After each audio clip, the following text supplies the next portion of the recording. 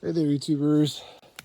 So I've got my old 18 volt Makita strimmer here, and then I've also got this new one which I got a while ago, which is the 36 volt version with like the double handles. The old one was fine, but it was just pretty slow, and I had to make the choice between getting a new mower or upgrading my strimmer. We've got a lot of small areas of lawn in this garden, and so I went with getting a more powerful strimmer to hopefully speed things up. So I thought I'd just do a little demonstration of the two different ones so you can see how different they are. So this is the 18 volt one.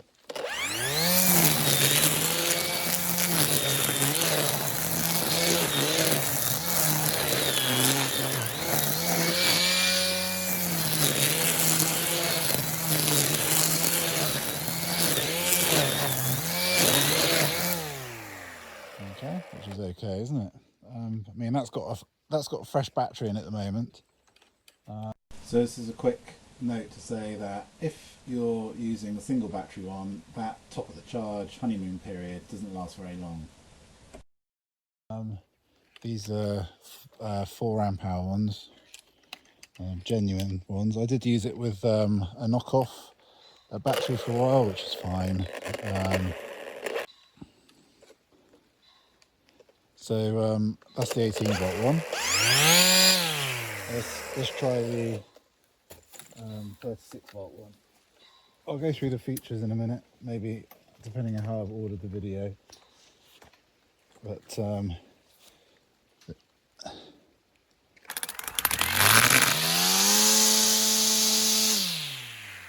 that's on a full setting, and I think really the highest setting is a bit excessive for using the line trimmer setting, but I'll just do it on this so we can see them both working at full power, and then I'll turn it down just to show you what the recommended setting is.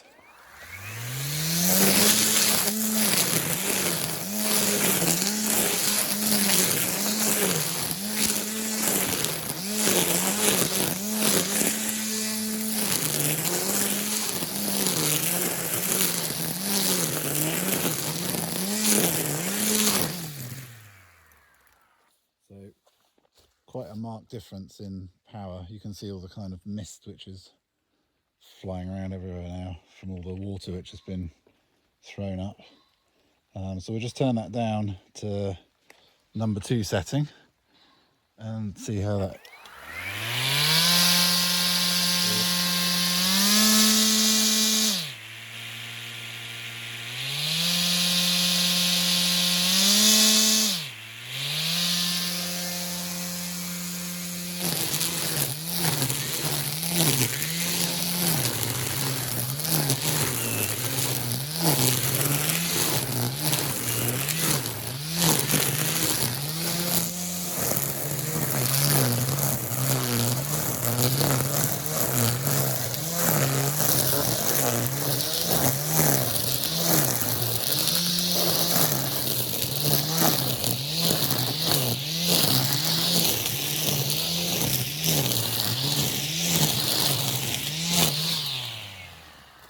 So got a bit carried away there, so that's on the moderate setting. Now, of course, the advantage is that with this one with the 2 batteries, you can do that, use it on power on level 2, and it will last like ages.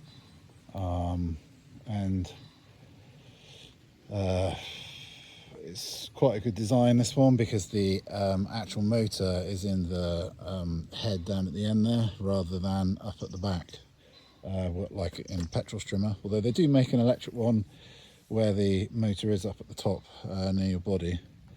But I went for this one. It just seemed a better kind of choice, really. Half the wattage as well. The one they do with the motor at the top is a kilowatt, which there wasn't that much difference in price, to be honest, but We'll try and do another bit further down here. You might think that the grass like this is a pretty soft option for testing it on, but actually cutting through thick matted grass like this is probably one of the toughest jobs. I won't show you the brush cutter attachment, but that is a pretty good bit of kit, and you can do a lot of work on one set of batteries. The brush cutter attachment seems to use up less battery power than the line trimmer, and yeah, I'll show you some of the work I did with that in an edit of the video, but this is probably the toughest you probably get. So we'll try this again on maximum settings so you can see it working.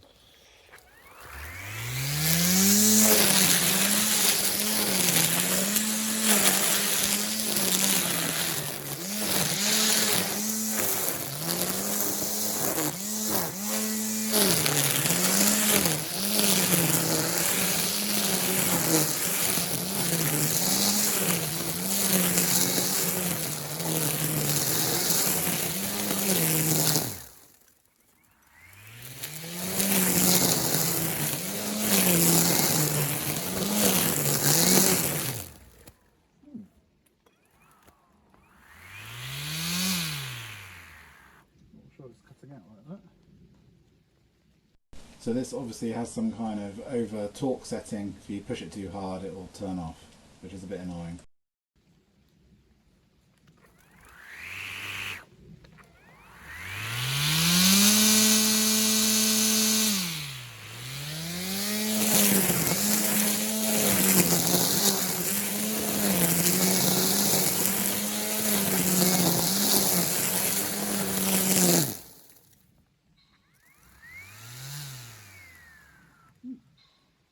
Never happened before. Not really sure what's going on. I think it's maybe putting too much torque on the motor.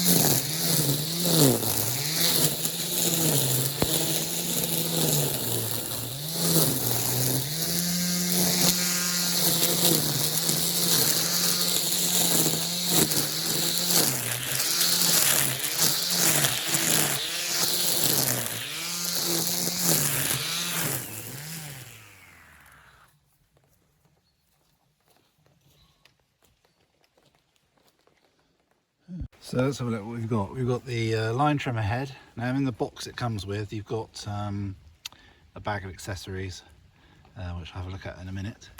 So I've got the accessories bag. They come in a kind of bag like that, and a little drawstring on the top, which is a nice touch. Got an Allen key. You've got the guard for the brush cutter attachment. But to be honest with you, when I used it last, this was a bit smaller than the other one, and it doesn't have the little bladey bit on it for cutting the line to the right length. Last time I used it, I just used the line trimmer guard on there, and it was fine. It's quite a faff to change those around, 2 or 3.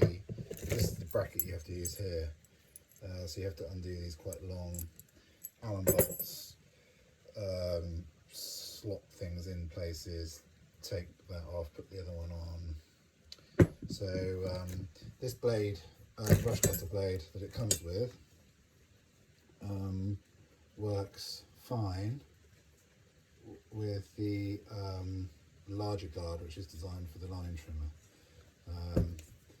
I've used this to cut a 200-metre path through some scrub in Scotland, and hit a few stones, as you can see there. Pretty much each one of these has got bent, and it might have been, I think, bent out of shape a bit because there was a bit of a wobble, a bit of a shimmy through the trimmer, hedge trimmer, for the last 50 metres or so.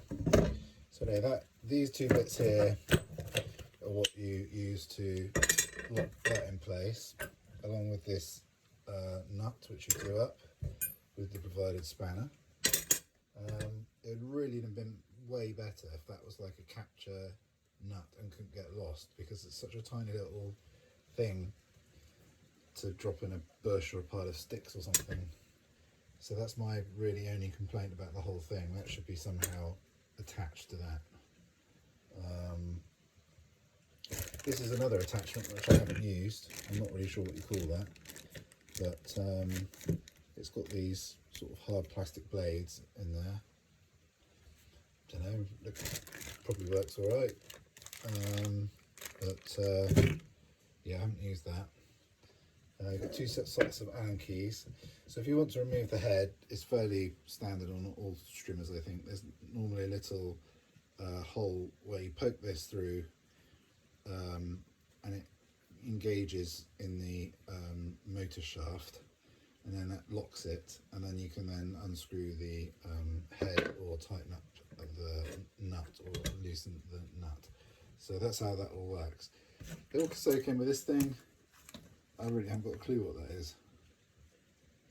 What's that for? I don't know.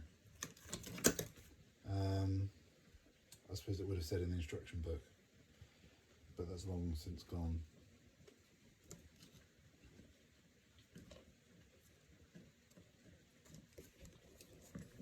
Did it go on there to protect it or something? I don't know. Anyway, that's the accessories. Back to the strimmer overview. This is the actual motor in here. A little warm after just trying it out just now. And it comes with two of these guards, I guess you call them, which stop all the stuff flying back and hitting you in the face sometimes. This is the one for the line trimmer head, because it's got the little cutting blade in there to cut the line to length. I'm using some steel square section, I guess nylon trimmer line with this. I'd really like to use a plastic free one. I'm not really sure what you'd make that out of, to be honest. Some sort of wire, but then that might be dangerous, I suppose. But I find it a bit disconcerting that you get through a roll of this every now and again and it's all gone into your garden somewhere, probably in little tiny pieces, and will probably stay there for hundreds of years. Anyway, never mind. So the shaft on this one is straight, and I guess the only thing inside there is the power cable running down to the motor on the end. This one here is with the sort of bike handlebars, or whatever you call them. So you've got one either side. It's okay, I guess. I mean, it's fine. It's a bit more involved using it, and you do have to use the strap. Although, to be honest with you, with this one, because of the two batteries, it's a little bit heavier than the one battery one, and it's not too bad, I suppose, but with the strap. So the settings are the same. It kind of remembers where you left off last time. So you've got the 3 power levels, and that one, number 1, don't use that very often. This one here, probably the one I use the most, and that one there is good for when you need a bit of extra welly. To be honest, I have used it with the brush cutter attachment when I was cutting a path through some sort of slow and bracken in Scotland for the charity work, and probably cut a sort of 200 metre path over about 2 or 3 hours, and I left it on number 2 for most of the time. So number 2 is pretty good. The batteries last a long time like that, which kind of leave you to wonder what would be the point in the 1 kilowatt version, because with twice the power, why would you, and I rarely use the top setting on this one, why would you need it? I don't know. Anyway, down here you got the reverse setting, which is pretty good because it means you can reverse the rotation direction of the head and then clear out any tangles, which works most of the time pretty well actually. And that's the real benefit of having one of these electric ones. If you hold that down, if you hold it down, then it goes into this automatic, which is like, I think, like a torque sensing mode. So basically when you go into heavier stuff, it will speed up and down accordingly. So that's, don't really use that much, to be honest. Should turn that off. The trigger's nice. You've got this normal sort of setup where you have to squeeze one before you can squeeze the other. And then you've got the battery area at the back. There's this little metal guard here, which is quite good. It stops the batteries getting bumped. If you like propping this up in a corner with the cutting head at the top, then all the weight is taken by this kind of quite sturdy metal bracket rather than resting on the batteries, which is quite a good thing. So I use this with 4 amp hour batteries. I think you can get them right the way up to 6 now. And I've got just about enough for 3 sets of 2. And like I say, I used it this summer for cutting a path through some brush for about 200 meters, and the 3 batteries just about did it. And I think if I'd been a bit more sensible on which power setting I was using, they probably would have lasted easily, to be honest. So you can get a lot of work done, provided you've got a few sets of batteries, which aren't cheap. But yeah, it's a good bit of kit. One thing to note, if you are using it for the first time, like for a lot of cutting, perhaps you've got a large patch to strim, then it's worth wearing gloves, because where your hands rest on here and you kind of like twisting them like this, you get, although you can still see the marks there from about probably well over a month ago now. As it got rubbed right through onto, just rubbed right through my skin basically. I didn't have any gloves with me.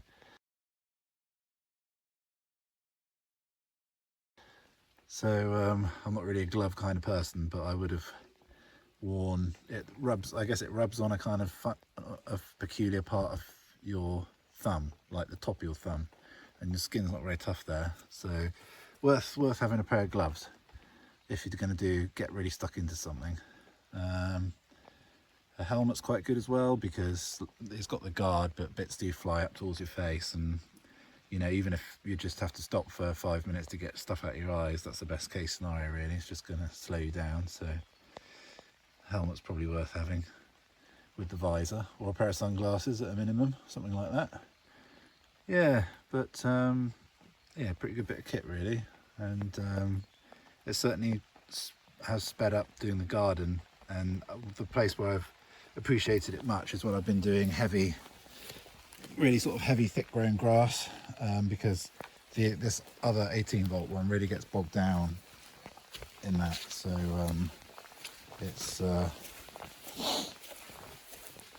that's where it really shines. But anyway, I'm going to have a crack at editing this together now, and hopefully you find it useful. And so I said I'd say about the big job I did with this strimmer in Scotland. So you can kind of see the sort of thick grass and funny kind of salt tolerant species and bushes there which run up the beach from the guy with the green jacket on, and that's the kind of stuff they went through with the brush cutter attachment, and did a good job. Probably about 2 hours work with 3 sets of batteries, and it was pretty good going. So you can see in this next one the length of the path which is cut along the beach, and it's about 420 metres. If you pause on that, you can scan and find out more about the charity. Thanks for watching the video. Thanks very much. Bye.